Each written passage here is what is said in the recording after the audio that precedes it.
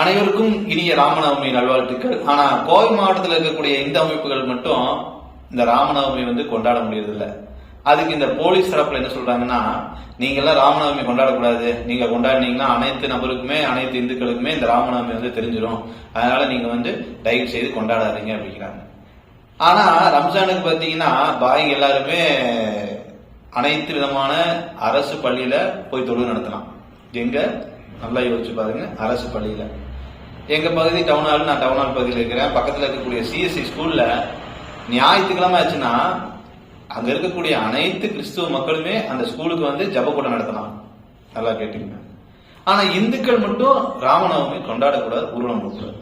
ஏன் நாம திருப்பி கேட்டோம்னா, தேர்தல் விதிமுறை நடைபெற்று கொண்டிருக்கிறதாமா, அதனால ராமநவமி கொண்டாடக்கூடாது.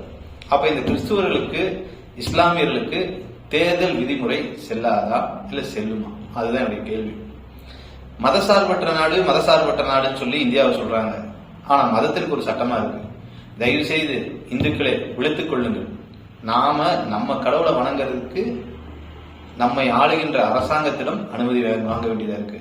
தயவு செய்து இந்த தேர்தல் யாருக்கு வாக்களிக்க வேண்டும், யாருக்கு வாக்களித்தால் நாம் நிம்மதியாக இந்த தேசத்தில் வாழ முடியும் என்பதை இந்த தேர்தல் மூலம் நீங்கள் தீர்மானிக்க வேண்டும். நன்றி.